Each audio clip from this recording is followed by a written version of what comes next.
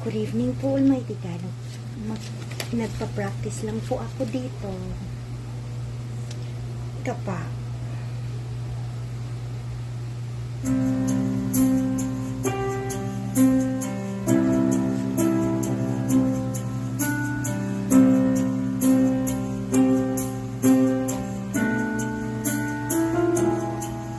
Dumating na ang Diyos upang gumawa sa maruming lupain. Dumating na siya upang kabanalan niya'y ibunyag,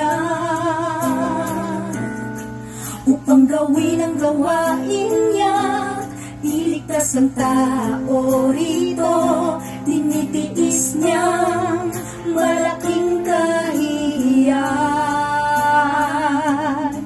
Ginagawa niya to para sa saksi at sa sangkatauhan. Sa gawain ng Diyos lahat kitang katwiran niya. Panginibabaw sa pagligtas ng grupo ng hamak, pinapakitang kadakilaan niya.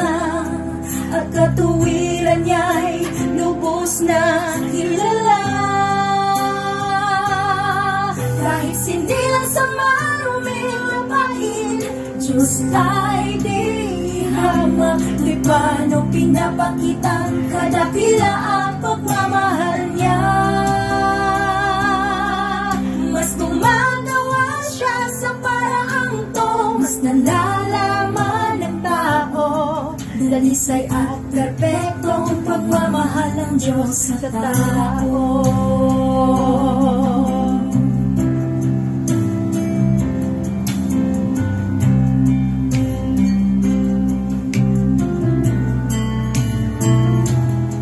Diyos ay banal, matuwid, kahit sa maruming lupain isinilang. Namumuhay kasama ng marumi tulad ni Jesus sa makasalanan.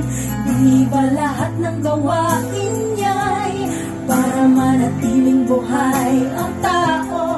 Di ba to para sa dakilang kaligtasan ng sangkatauhan? Kahit sindilang sa maruming lupain, Diyos ay di hamak. Di paano pinapakita kadakilaan pagmamahal niya. Mas gumagawa siya sa paraang to, mas nalalaman ng tao. Dalisay at perpektong pagmamahal ng Diyos sa tao. Kahit sindilang sa maruming lupain, Diyos ay di hamak. Di paano pinapakitang kadakilaan pagmamahal niya. Mas gumagawa siya sa paraang to, mas nalalaman ng tao. Dalisay at perpektong pagmamahal ng Diyos sa tao. Dalisay at perpektong pagmamahal ng Diyos sa